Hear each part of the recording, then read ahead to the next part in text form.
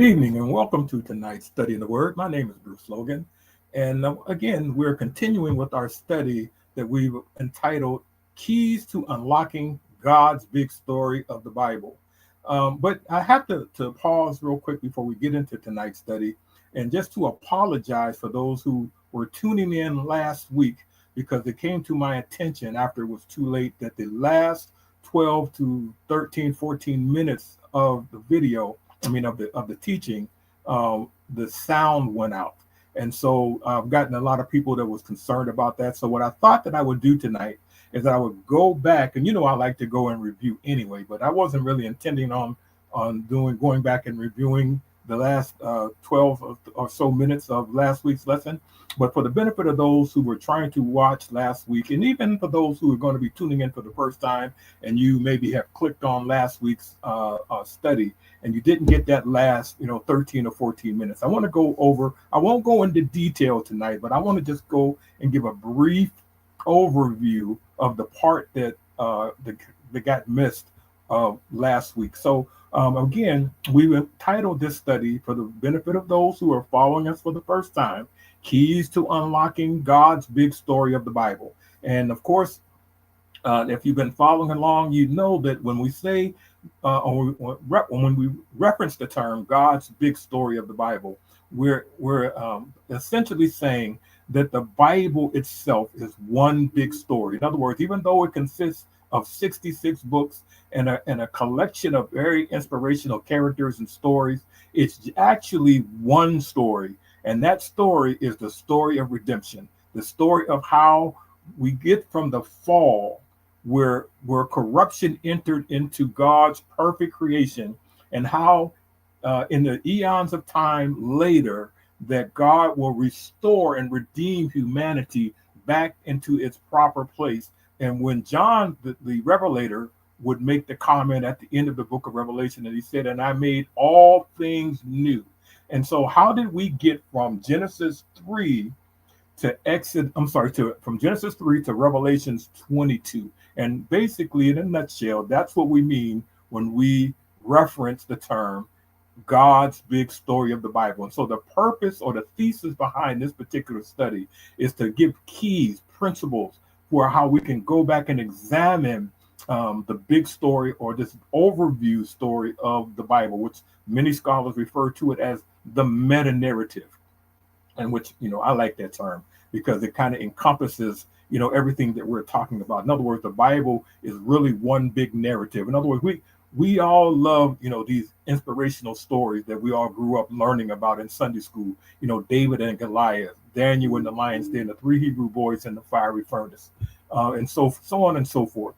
But the idea or the thesis behind this particular study, when we reference and talk about the big story of the Bible, is how do those other smaller characters, does all of those smaller or inspirational stories and inspirational characters and instances and accounts and prophecies, how does all of that fit into the meta narrative? And so that is the premise behind the study in which we're doing, and we're calling it Keys to Unlocking God's Big Story of the Bible. So now let's just go in, and we're starting off too, by the way, this study is going to be divided up into two sections. We're starting off, and we're in lesson number 16, in which we're dealing with the big story of the Old Testament. In other words, the meta narrative of the Old Testament, and which is, we're not doing it a book by book study of the Old Testament, where we're doing a survey of the Old Testament. And in the process of doing this survey, we're examining or looking at the Old Testament books, or the books of the Old Testament, through the lens of what we refer to as 11 Old Testament foundational books. And the reason why we refer to, well, first of all, let me just kind of share, because there's some of you that may be tuning in for the first time. Let me just go back. Let me share what these 11 foundational books are, and then we'll explain to you what we mean when we call these 11 books foundational books. When these 11 books are Genesis, Exodus, Numbers, Joshua, Judges, 1 Samuel, 2 Samuel, 1 Kings, 2 Kings, Ezra, and Nehemiah. And the reason why we refer to these particular 11 books is because these 11 books give us the historical and chronological big picture storyline of the Old Testament, which tells the story of the 7 periods of Israel's history. Now, if you've been studying or the Old Testament or read the Old Testament for any amount of time, you recognize that the books or the canon that we have in our Old Testament text is not necessarily in their proper chronological order. But there are 11 books that are in their proper and accurate chronological and historical order, and they give us the storyline of the Old Testament. In other words, all of the other 28 books in the Old Testament, and we're going to see examples of that. Of course, we've already seen examples if you've been following along in this study, but we're going to see even more examples of that tonight as we continue into our study tonight. But the other 28 books of the Old Testament, in one way or another, either directly or indirectly, supplement one of these 11 foundational books. And we talked about the fact that these 11 foundational books give us the story or the big story of the 7 periods of Israel's history. Now, I won't go back and break down into detail what we mean by the 7 periods of Israel's history, but just suffice it to say that God called Abraham, and he was going to be the individual. He was going to be the vehicle in which God was going to send the Messiah and birth the Messiah, in which he was going to fulfill his promise that he made in the garden, which in Genesis 3:15, when he says that he was going to send the Messiah to bruise the head of the serpent. And the vehicle in which God chose in order to implement that and orchestrate that plan was through a man who he called by the name of Abraham. Now, the interesting thing about Abraham, of course, is that Abraham was elderly when he was called, but not only that, him and his wife, they were barren, they had no children, which means that God had to build a nation or form a nation from scratch, which was, again, pointing to how that God was totally and completely in control in orchestrating the events that eventually would lead up to the birth, death, burial, and resurrection of our Lord and Savior. Now we left off, and I'm going to just stop there. And for the time being, we left off talking about we've been studying about the tabernacle. We mentioned the fact that in order to have a nation, you have to have 3 building blocks, and those 3 building blocks, of course, you had to have people, you had to have law, and you had to have land. And so at the end of Genesis, which the people, the big story of the patriarchs is how God eventually formed the people. And so when Genesis, we learned, closes, there were 75 people. When Exodus opens 400 years later, there are now 2.5 million people. So now that part is taken care of. But then they needed a law. They needed to have the law because you have to have people, you have to have law, you have to have land. And of course, we're going to go over that again here later in the study. But so now they got the people, now they needed a law. And so God raised up a man by the name of Moses, delivered them out of bondage, led them to Mount Sinai, where they received the law. And a major component of receiving the law was the construction and building of the tabernacle. And we've spent the past 3 weeks or so discussing the importance of the tabernacle. So I won't go back and talk about that in detail in this particular class. You can go back and listen to those previous lessons that are still archived online. But now, one of the things I think where our sound went out last week is we began to talk about after the tabernacle was constructed and after it was set up and after it was consecrated, then there was a series of offerings and sacrifices or sacrificial offerings that God required from the people that took place at the tabernacle in the courtyard, or sometimes called the outer court, at the brazen altar, which was inside the first article of furniture in the tabernacle, inside the gate. And the gate, of course, we talked about was the only entrance in order to get into the tabernacle. It was which represented the only way to get to God, and we've talked about that. And so now let's just talk about a little bit where we left off and where the sound went out. We want to talk a little bit about the offerings and sacrifices that were associated with the tabernacle, and there are sacrificial worship. And this is just going to be an overview. I could go into detail at each one of these individually, but that would take several weeks probably, so we won't do that. But Here's the overview, and that is that there were five offerings that were that the God spoke about in the book of Leviticus. And by the way, we can see that the book of Leviticus was a supplemental book, and a book of Leviticus supplements the book of Exodus and the book of Numbers, because the people arrive at Sinai in Exodus chapter 19, and they depart from Sinai a year later in Numbers chapter 10. So the book of and during that time, by the way, Leviticus was given, and the instructions in the book of Leviticus was given to Moses during that year-long time when they were encamped at Sinai, which they constructed the tabernacle and all the materials and all the articles of furniture and so forth. In addition to all that, Moses was given instructions about the priests and about their garments and about the offerings and about the feasts and so forth. And so all of that was given in the book of Leviticus while they were at Mount Sinai. So the first offering was the burnt offering, Leviticus chapter 1, verses 1 through 3. And then it was also the grain, or sometimes referred to as the meal offering, in Leviticus chapter 2. And then God instructed them to that they was going to have to do a peace offering, Leviticus chapter 3. And then there was a sin offering, Leviticus 4.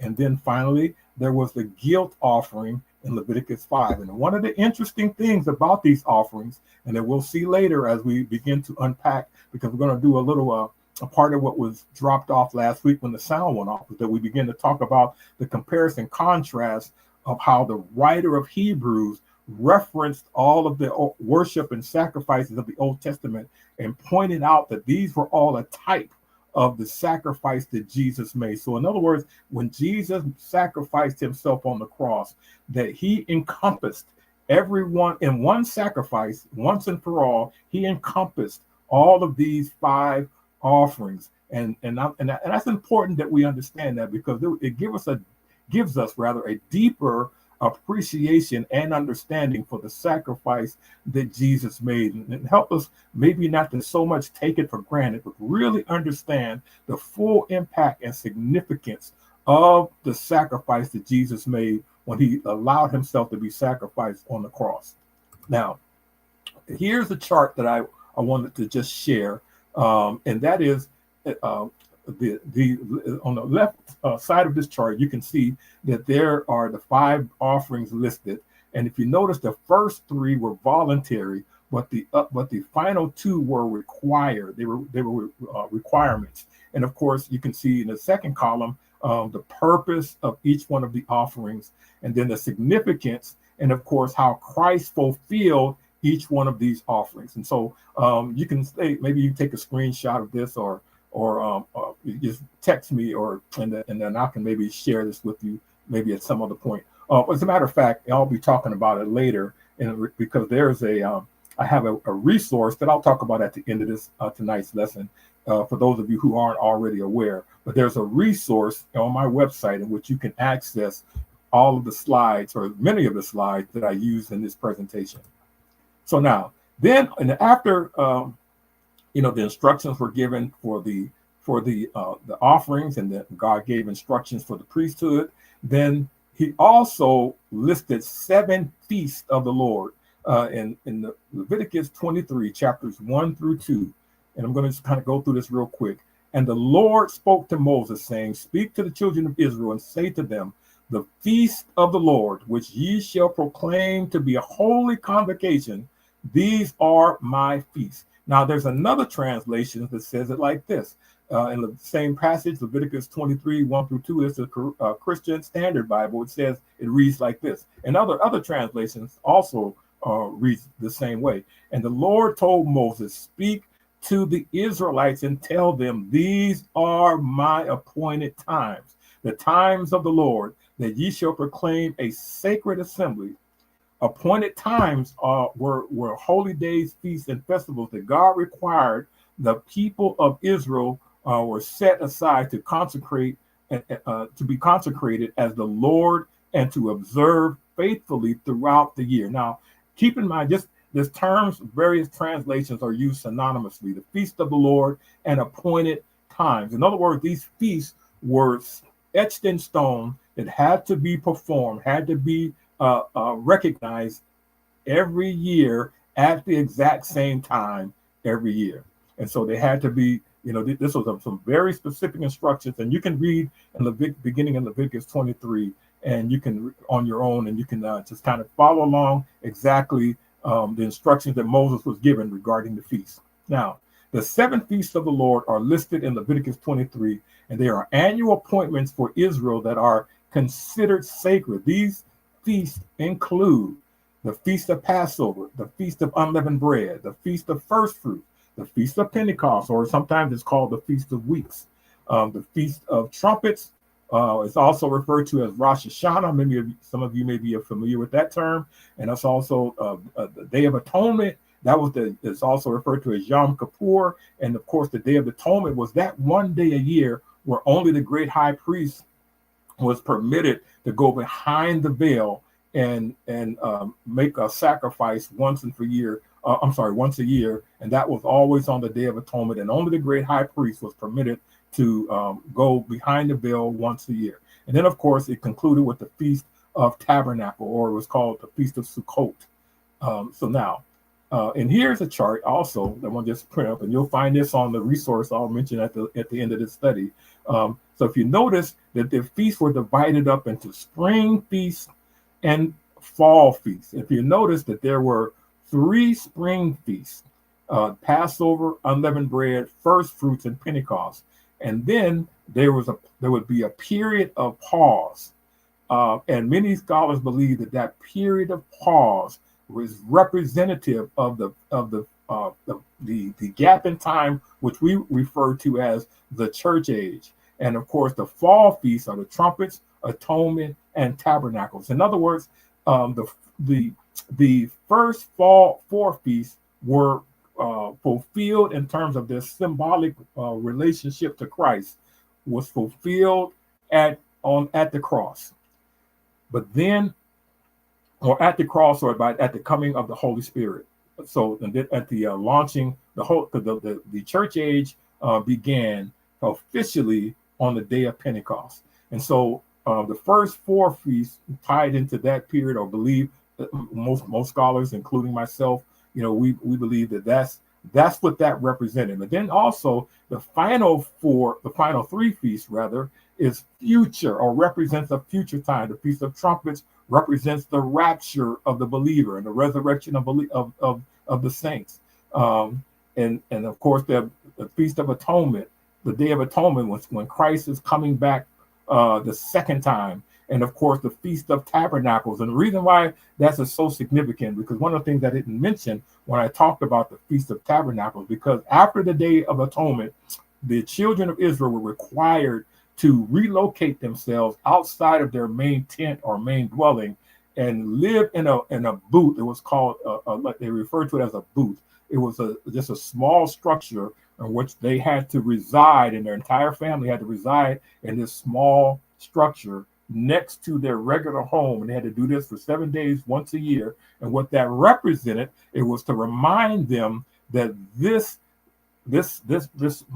temporary structure outside of their regular home was not their real home, was not their actual dwelling, but it was just a temporary dwelling, and it was not their actual dwelling. And so that's letting us know that this life in which we live, it's this world in which we live, this is not our real home. This body is not our real body. We're going to receive, or not our permanent dwellings, I should say.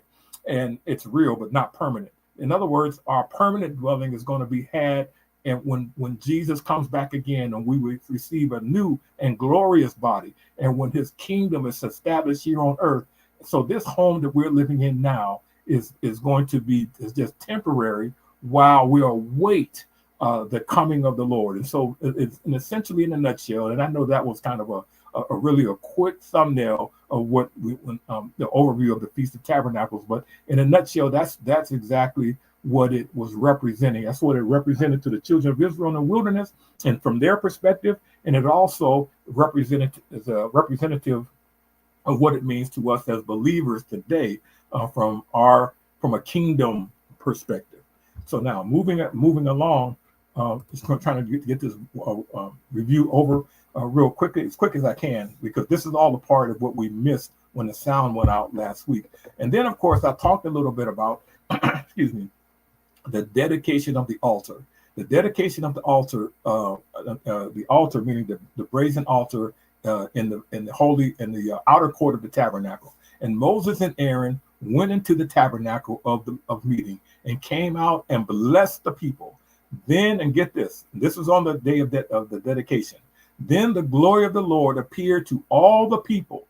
And imagine this, and fire came out from before the Lord and consumed the burnt offering and the fat on the altar. When all the people saw it, they shouted and fell on their faces. And that would have had to have been a remarkable event to eyewitness, if you happen to have been there, to see fire come from heaven. But of course, as we're going to see later, maybe it should not have been as much of a surprise, considering the other miracles that they were privy to in addition to this. But the fact apparently that it came suddenly, and it of course caused many of them to have a lot of fear. And of course, after Moses and Aaron blessed the people from the tabernacle, the glory of the Lord appeared, and fire came from before the Lord to consume the burnt offering and the fat on the altar. This, of course, that God was acknowledging the fact that he accepted that offering that had been offered. This was a divine act that signified that God's acceptance of the people's offering and marked the official dedication of the altar, causing the people to shout and fall down and worship. Of course, this was the official dedication of the altar. And of course, this was one of the more significant events that took place while they were encamped at Mount Sinai. Now, I want to talk about a little bit about the comparison and contrast that the writer of Hebrews, and I want to just kind of go through this, and I won't be able to attack all of these verses because they're kind of numerous, and we only have a limited amount of time. But I would encourage you to go back on your own and do a deep dive in the book of Hebrews, and specifically chapters 9 and 10, as it relates to the things that we're discussing as regarding the tabernacle. Hebrews chapter 9 and 10. But I'm just going to run through some scriptures here in Hebrews 9, first of all, and a few in Hebrews 10. This kind of show the comparison, contrast, and how Jesus was a type. I mean, all those Old Testament sacrifices and offerings were a type of Jesus and what he was to do. In other words, they looked forward.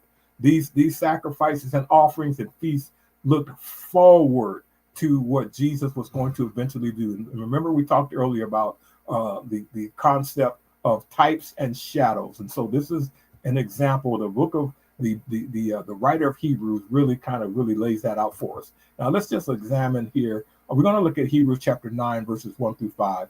Then indeed, even the first covenant had ordinance of divine service and the earthly sanctuary. Of course, the writer is talking about the tabernacle, as we can see.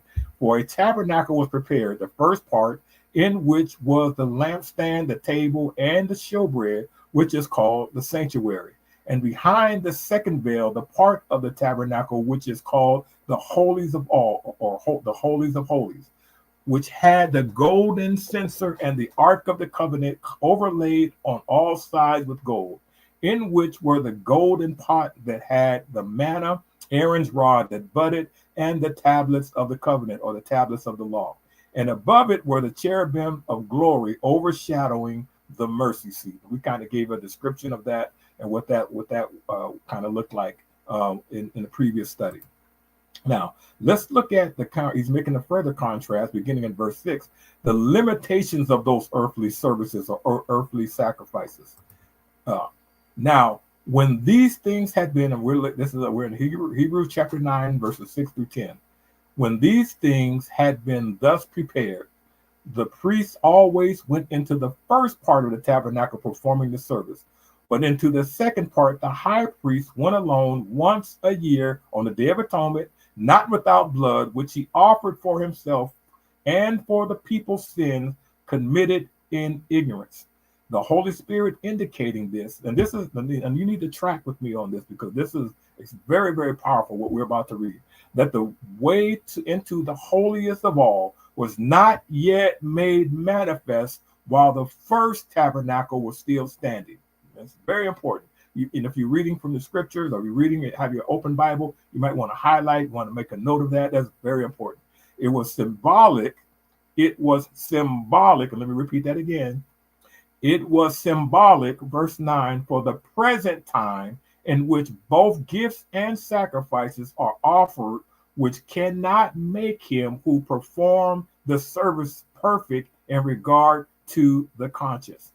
Concerned only with foods and drinks, various washings, and fleshly ordinance, imposed, notice this, imposed until the time of Reformation. In verse 11, but Christ came as a high priest of good things to come, with a greater and more perfect tabernacle, not made with hands, that is, not of this creation.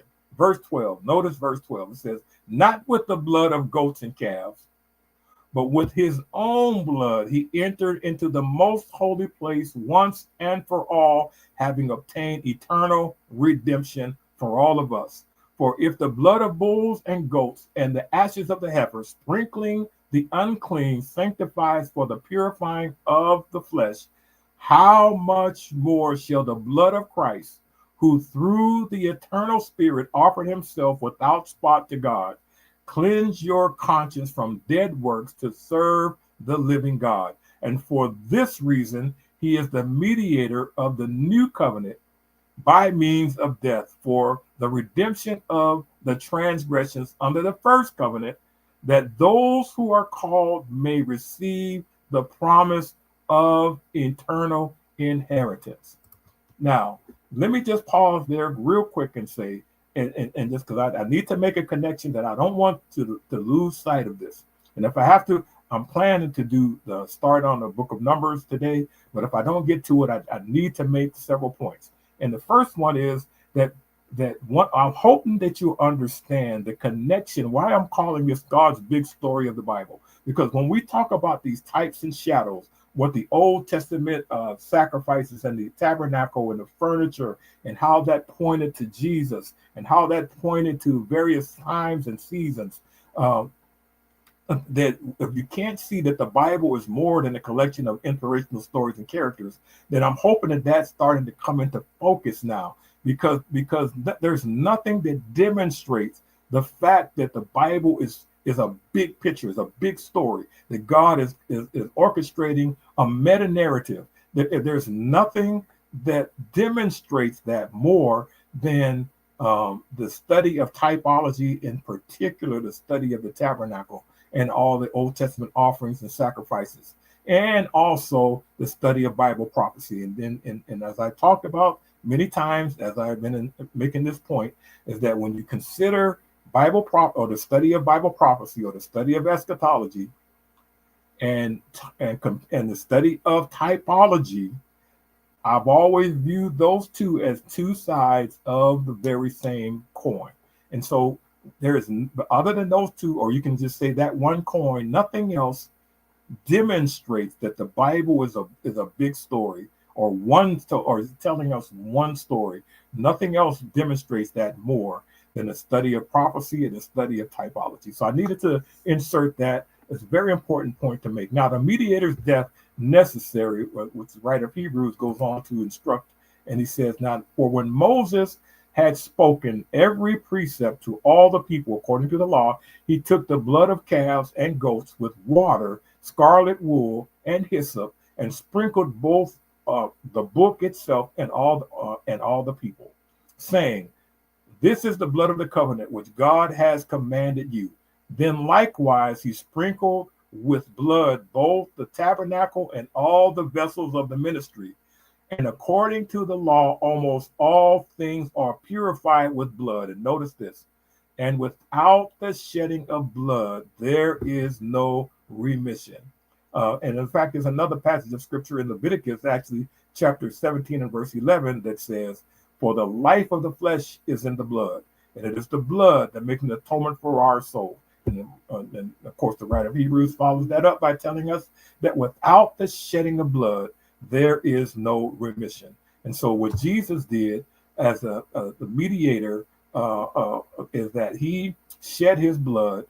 He became that ultimate sacrifice once and for all. Now, notice again, therefore, it was necessary that the patterns of things in heavens should be purified with these, but the heavenly things themselves with better sacrifices than these. For Christ has not entered the holy place made with hands, which are, notice again, and I've referenced this several times, but it bears repeating, which are the figures of the true, but into heaven itself, now to appear in the presence of God for us. In other words, that passage right there lets us know that what the children of Israel had in the wilderness with the tabernacle was that they literally had a scaled down model or replica or rendition, or in of course a scaled down way of the actual dwelling where the presence of God is in heaven. And it was a very powerful reminder to them, and which, as we're going to see later as we progress through our study, that they violated time and time and time again.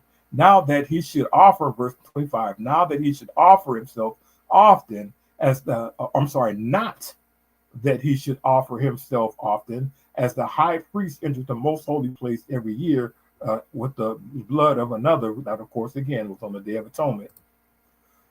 He then would have had to suffer often since the foundation of the world. But now, once at the end of the ages, he had appeared to put away sins by the sacrifice of himself. And as it is appointed for men to die, to die once, but after this the judgment. So Christ was offered once to bear the sins of many. To those who eagerly await for him, he will appear a second time, apart from sin, for salvation. Now, of course, writer of the Hebrews concludes when he's talking in chapter 10, and of course we're not going to go through the entire all of the verses, but I really would encourage you to read these passages on your own. But Christ's death fulfills God's will. Now, we're going to just look at verse Hebrews 10, 9 through 18. It says, then said he, Lo, I come to do thy will, O God. He taketh away the first, and he that he may establish the second, by the which we are sanctified through the offering of the body of Jesus Christ once and for all. And every priest stands daily ministering and offering oftentimes the same sacrifices, which can never take away sins. And that, of course, is a reference to the rituals in the Old Testament, in the Old Testament tabernacle. But this man, Jesus, after he had offered one sacrifice for sins forever, sat down on the right hand of God, from henceforth expecting till his enemies be made his footstool. For by one offering he had perfected forever them that are sanctified. Wherefore the Holy Ghost also is witness to us. For after that he has said before, this is the covenant that I will make with them after those days, saith the Lord. I will put my law into their hearts, and in their minds will I write them. And their sins and iniquities, notice, I will remember no more. Now where remission of sin is, there is no more offering for sin. Now, again, with that said, we're going to conclude that part of our study. And so now we've got to move forward into our study. That was a little longer than I had intended for it to be, but hopefully you know the sound didn't go out and you were able to receive that. Now we're moving into the third foundational book, which we talked about the 11 foundational books, and we're going to unpack the third foundational book, which is the book of Numbers. And we're not going to do verse by verse and unpack the book of Numbers. We're just going to do an overview of the book of Numbers. And the book of Numbers is actually a very power-packed, very eventful book, and it describes a very eventful time in the nation of Israel's history. And of course, like I mentioned earlier, of course, this is again just kind of a review for the benefit of those who just coming along and just checking in on this for the first time. But this is in reference to the fact that when God made that promise to Abraham, he promised Abraham, I'm going to make you a great nation. And of course, as we already mentioned, in order to have a nation, you have to have three building blocks, which of course, when in the case of Abraham, he had none of these because he had no children. So God had to supernaturally and providentially orchestrate events in order to create a nation, in order to build a nation. In order to do that, there were three things that we already talked about. You had to have people, you had to have law, and you had to have land. So now, as we move into the book of Numbers, you got the people, you have the law, you got that all taken care of. Now it becomes time to go and conquer the land. But something kind of strange is going to happen along the way. And a journey that should have only taken about 2 weeks is going to end up taking 40 years, and only a second generation will be able to go and conquer the land. So now, we call this period the period of formation, because God is forming a nation from scratch. And the period of formation consists of the very first foundational books, Genesis, Exodus, Numbers, and Joshua. And of course, we're in now the third foundational book of Numbers. And like I said, they're about to depart from their Mount Sinai after receiving the law. They're about to depart to go and conquer the land. But again, as I said, something weird happened, that what a journey that should have only taken 2 weeks is going to end up taking 40 years. So now I want to just kind of give some background and context when we move into from Exodus to Numbers, because and again, I wanted to show this because I wanted to point out exactly how, when we use this as an example, how you have the foundational books, but then you have other books that are supplement to these foundational books, or complement one way or another, or occurred during the time frame of one of the foundational books. So, and when it comes to the book of Leviticus, we've learned that the people arrived at Sinai in the book of Exodus, chapter 19. And as we're about to see, they're going to depart in order to go and to travel to Canaan in Numbers chapter 10. And so they're there encamped at Sinai for just a little under a year, and to be more specific, 11 months and 5 days. They're encamped at Sinai. And during that time, they received the law, they constructed the tabernacle, and of course, they received the book of Leviticus, where all the instructions about the feast, where we talked about the priest duties, and so on and so forth. All right. And so, the book of Leviticus is an actual supplement to the book of Exodus and Numbers. So that's just kind of give an overview of what we talk about, the distinction between the foundational books and the supplemental books. So Exodus, Numbers are two of the foundational books 2 and 3, and Leviticus supplements both Exodus and Numbers. Okay, so hopefully we kind of got that. And so they arrive at Sinai. We talked about that in Exodus chapter 19, and they depart 11 months and 5 days later in Numbers chapter 10. So now, I want to just give a big picture of the book of Numbers, just a big picture breakdown. Now, Numbers chapters 1 through 10 is that they're preparations to leave Sinai and instructions about how to move the tabernacle, how to march, and how to camp. So these are very specific and meticulous instructions that they receive in what these instructions were actually given in Leviticus. Keep that in mind, but they were executed in the book of Numbers. And so now Numbers chapter 10 through 36 is a record of their journey through the wilderness to the borders of the promised land, and of course how it took 40 years, and how the people who entered at the end of that 40 years were not the same as the generation that left Egypt in the first place. So that's the kind of the story, or the big picture story of the book of Numbers. We're going to just kind of examine just a little bit, some more particulars of the book of Numbers, and hopefully we can get this through this evening. But the book of Numbers covers about 40 years of Israel's history. It is called Numbers because of the two censuses that were taken, and for the specific purpose of military conquest. And in the first census identified a total of 603,550 fighting age men, with the tribe of Levi being excluded. Now, I'm going to just stick a pin right there, because I've been asked the question, because you've heard me reference and mention the fact that when Exodus opens, there are about 2.5 million people. And I'm often asked, how do you come up with that estimate? And of course, it is just an estimate.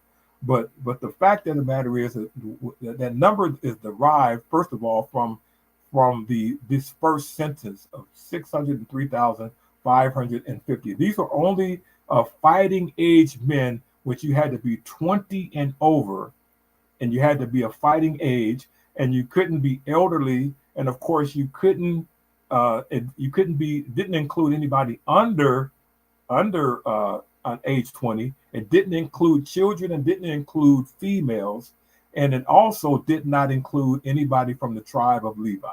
And so when we say there was a 2.5 million people, that's a rough estimate based upon those variables. So now let's look at Numbers chapters 1 verses 1 through 3, and we're going to look at chapters 47 through 53. Now, verse 1 says, "Now the Lord spoke to Moses in the wilderness of Sinai." Notice here in the opening of Numbers, they're still encamped at Sinai. "In the tabernacle of meeting on the first day of the second month, in the second year after they had come out of the land of Egypt. Take a census of all the congregation of the children of Israel by their families, by their fathers' houses, according to the numbers of names," or the number of names, every male individually. Of course, this drawing is being very distinctive as to who Moses was to count in this census. From 20 years old and above, and who are all able to go to war in Israel. You and Aaron shall number them by their armies. And then we're going to go fast forward. And this is a chart here that kind of summarizes the count, because it gives each count as you read through the text. And this chart gives a summary of 603,550. Of course, it counted every one of the tribes, how many in each one of these tribes. If you can notice these numbers only represented the males 20 and over who were able to go to war. So that's kind of make that be clear on that in your mind. All right. So now, key events in the book of Numbers. Census, of course, we've already talked about. The book begins with Israel is still at Mount Sinai, and then Moses takes the first census. Moses organized them for travel with the tabernacle at the center of the camp. The Levites were sanctified or set apart. We're going to see that here in a moment, for the service of the Lord in the tabernacle. Remember, the Levites are not going to be counted in that first census. They arranged the camp. Once the tabernacle was set up, all of the tribes were arranged in camps around the tabernacle in a specific order. The instructions are given to how to move the tabernacle. How all of this is in the book of Numbers, in the first part of the book of Numbers, and how to march and how to camp. The Israelites leave Sinai, the journey to Kadesh, and the crisis of unbelief. This is another overview. Whenever the cloud moved, and this is another powerful example of how God was with them and leading and guiding them. So they had to quickly pack up. Whenever the cloud moved, we're going to see that here in a moment. They had to quickly pack up and assemble in very specific order, in a very specific marching order. Now, the second census, of course, there were two censuses recorded in Numbers 26, was taken 40 years later. In other words, this second census was of the second generation who left Egypt, because as we're going to learn, or as we know from the crisis of unbelief, where they chose not to conquer, they said they couldn't take the land. The spies came back and gave an evil report, and they weren't. And God put a punishment on them that nobody over the age of 20, with the exception of Joshua and Caleb, would be allowed to enter into the promised land. So everybody 20 and over died in the wilderness, with the exception of Joshua and Caleb. And so when they finally arrived 40 years later, it's a completely different generation that goes in to conquer the land, which required another census. And so this particular time, it was a slight decline in the population, or those who were able to go fight, and that number went down to 601,730. Now, there were increase in 7 of the tribes, an increase in numbers from 7 of the tribes. The largest increase found in the tribe of Manasseh. So there was 20,500 more, and also the tribe of Asher had 11,900 more than in the first census. However, there were decreases in 5 of the tribes, which with an amazing decline in the tribe of Simeon. When his tribe declined, the tribe of Simeon declined 37,100, along with the decline of 8,000 of both Naphtali and Ephraim. Now, of course, this is another chart where you can see the before and after and the percentage of increase or decline over that period of time. Now, the Levites, of course, as we mentioned, are set apart, and that's recorded in Numbers chapter 1, verses 47 to 53. Now, let's notice this. But the Levites were not numbered among them by their father's tribe. For the Lord has spoken to Moses, saying, only the tribe of Levi you shall not number, nor take a census of them among the children of Israel. But ye shall appoint the Levites over the tabernacle of the testimony, over all its furnishings, and over all the things that belong to it. They shall carry the tabernacle and all its furnishings. They shall attend to it and camp around the tabernacle. Now, and when the tabernacle is to go forward, the Levites shall take it down. And when the tabernacle is to be set up, the Levites shall set it up. The outsider who comes near shall be put to death. If an outsider comes near the tabernacle, they shall be put to death. The children of Israel shall pitch their tents, everyone by its own camp, everyone by his own standard, according to their armies. But the Levites shall camp around the tabernacle of the testimony, that there may be no wrath on the congregation of the children of Israel. And the Levites shall keep charge of the tabernacle of the testimony. Now, of course, this is a chart again. I want you to just take a look, and it kind of gives you an overview of exactly how the tabernacle was set up in kind of a chart form, where how the tribes were. This was very meticulous, and of course, it was always, and they were always the same order. If you notice in the right where it had this the down east, west, north, south, it was always whenever they camped, it was always in this specific order all the time. And of course, you can see how the Levites were stationed in immediate proximity of the tabernacle, because they had a specific duties. And we'll talk maybe another time about the duties of the Levites, but that's an interesting dichotomy in and of itself, but we won't have time to deal with them today. But just suffice it to say that they had one job and one job only, and that was to take care and service the tabernacle. Now, they were preparation for the journey. Instructions were given to how to move the tabernacle, not only how to camp, but their order of march. And so you can notice here too, we've noticed previously how they were set up. But notice again, if you did a comparison contrast as to how they were set up, and when it was time to march, they marched in the exact same form, the order in which to march. They always were led by Judah, Issachar, and Zebulun, and so forth. And so it was this order of march. It was very strategic and also very, very specific. And of course, now the Israelites leave Sinai for the first time. And this is kind of interesting here. And on the 20th day of the second month of the second year, the cloud lifted from above the tabernacle of the congregation of the law. Now, I want to stick a pin right here, because I kind of need to create a visual as to actually what this must have looked, and which, of course, most of us in our comprehension couldn't even begin to comprehend this. But so I want to just read this again. It says, on the 20th day, this is Numbers chapter 10, verse 11. On the 20th day of the second month of the second year, the cloud lifted. Now imagine this in your mind. The cloud lifted from above the tabernacle of the covenant law. The cloud lifted from above the tabernacle. So let's just kind of just do a little like a visualization of that.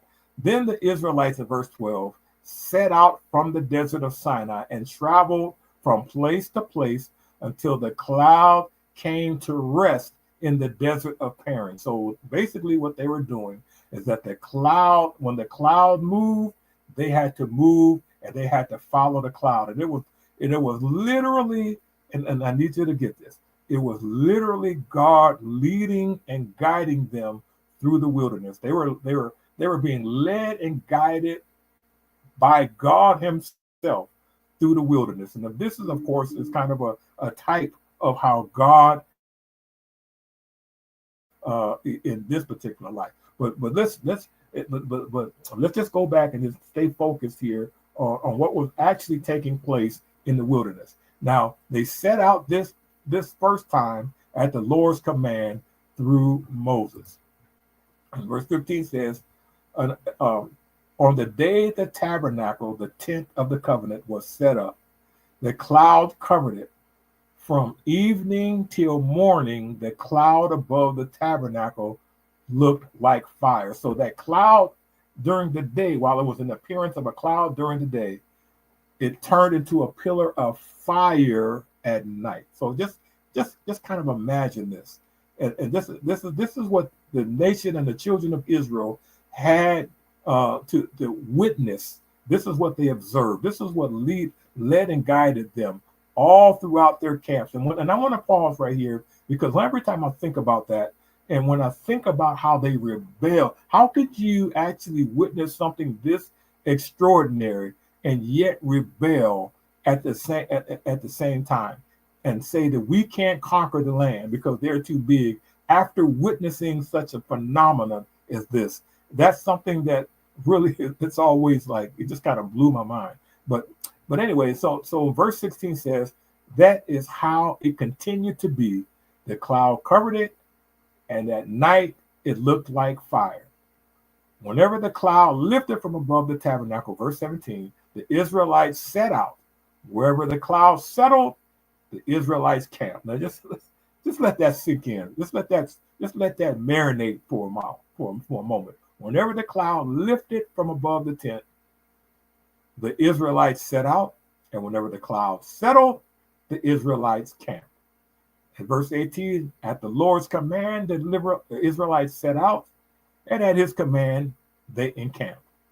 As long as the cloud stayed over the tabernacle, they remained in camp. And when the cloud remained over the tabernacle a long time, the Israelites obeyed the Lord and did not set out. Sometimes the cloud, now notice this, and this is kind of a misnomer too, by the way, because as we're going to see here, as we're going to read here in a moment, but some, you hear oftentimes, and which I understand why people say it, that the Israelites wandered in the wilderness for 40 years. Well, that's technically not correct. They were in the wilderness for 40 years, as we're about to read, but they weren't wandering that entire time. They wasn't just aimlessly walking back and forth that entire time, because it would have technically, to get to where that final destination, which was by the Jordan River to enter to the land of Canaan, would have only have taken about 2 weeks. But so they were in the wilderness for 40 years, but they weren't just wandering aimlessly for 40 years. So now verse 20 says, sometimes the cloud was over the tabernacle only a few days. At the Lord's command, they would encamp, and then at His command, they would set out. Verse 21 says, but sometimes the cloud stayed only from evening till morning, or only one night, in other words, and when it lifted in the morning, they set out. Whether by day or by night, whenever the cloud lifted, they set out.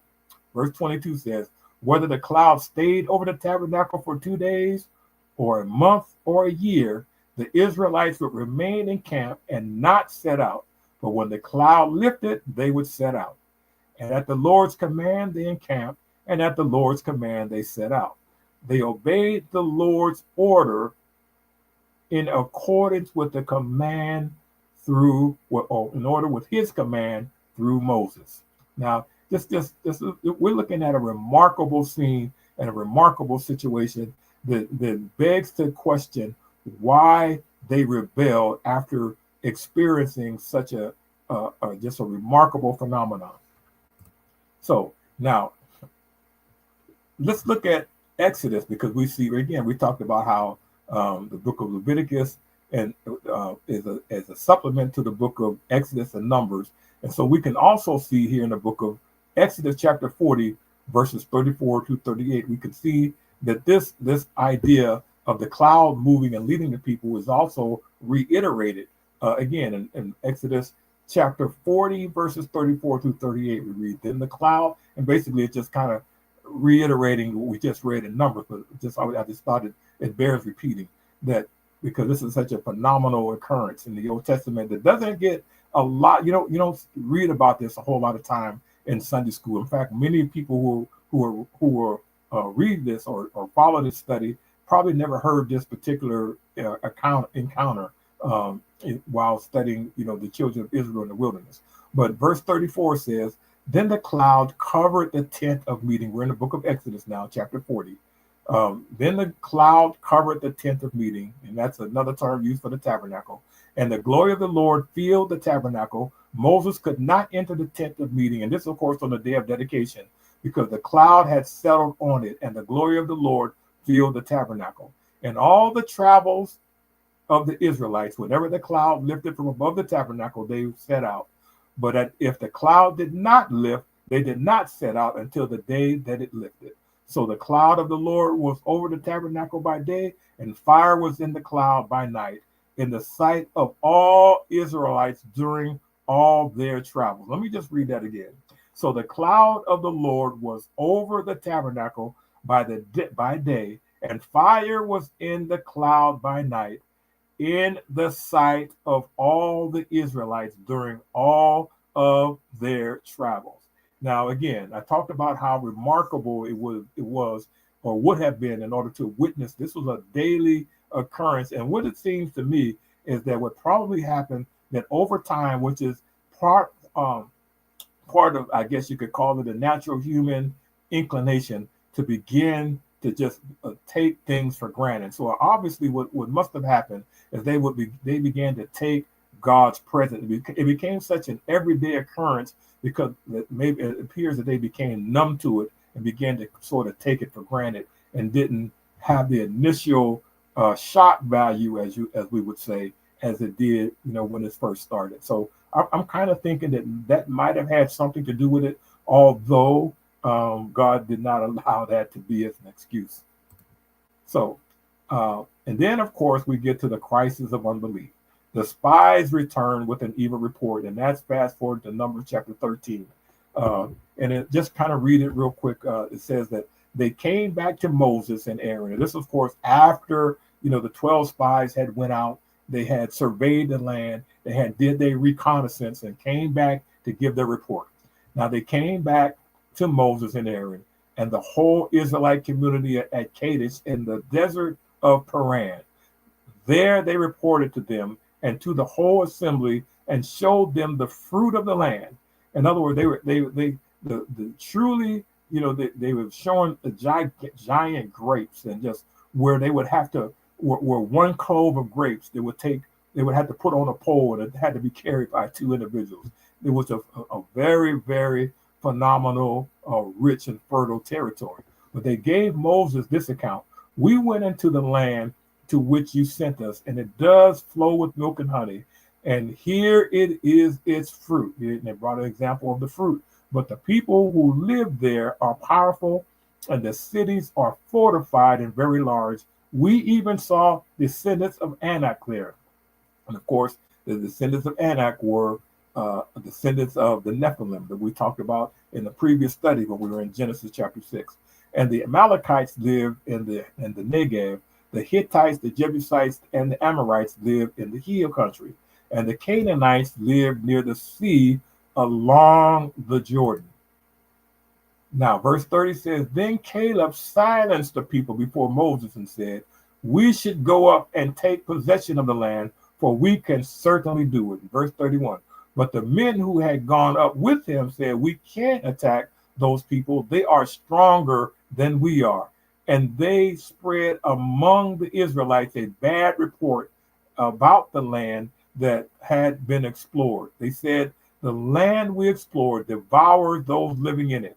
All the people we saw there are of great size. They were giants, of course. And we saw the Nephilim there. The Nephilim were the descendants of Anak. And of course, they were the giants. And we can, of course, talk about, because that's a long-going debate among scholars as to how the Nephilim reappeared after the flood. But of course, maybe we'll pick up on that at another point when we get into the book of Kings, the book of Second Samuel, actually in particular.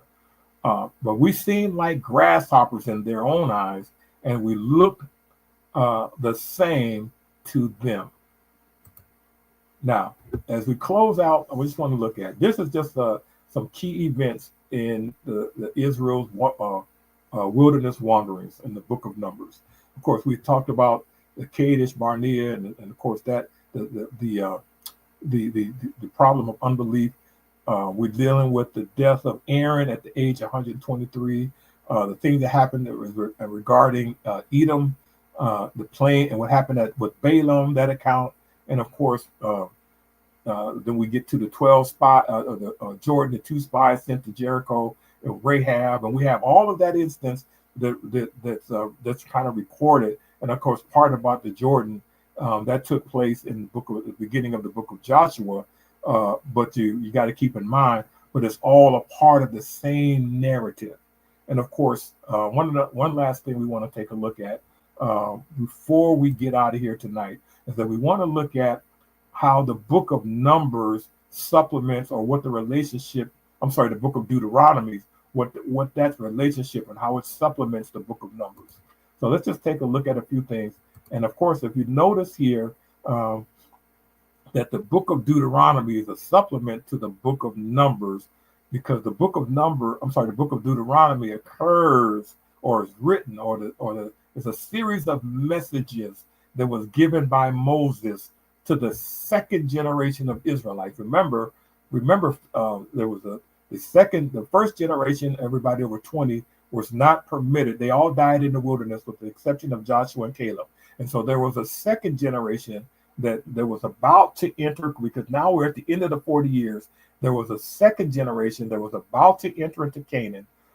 They had been numbered for war, but they also had to had the law reiterated to them. And so this is what the book of Deuteronomy is all about. It's the Moses' final addresses to the people, because remember, Moses was not going to be allowed to go over and conquer the land. So this is kind of a thumbnail. So let's just look the book of Deuteronomy's relationship to the book of Numbers. Okay, Deuteronomy falls into the time period, as already mentioned, at the end of the book of Numbers.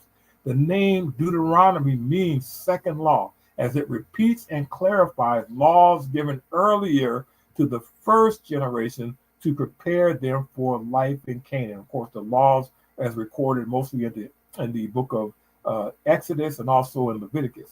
Deuteronomy is a collection of speeches by Moses to the new generation of Israelites before they entered to the promised land. So that's kind of giving you a little background. So obviously, Deuteronomy would not be a foundational book, but it would be a book that will be a supplemental book to the book of Numbers. So that's an important little distinction. And I wanted to point out, every time we get a chance, to kind of point out the difference between the foundational book and a supplemental book. But the foundational book gives us the actual storyline of what's happening in terms of the chronology of the nation of Israel. So now also Numbers records the journey of Israelites from the 1 year stay at Mount Sinai to their encampment on the eastern side of the Jordan River after 40 years of wandering. Remember, first of all, two points to kind of reiterate. That a journey that should have only taken 2 weeks ended up taking 40 years because of their unbelief.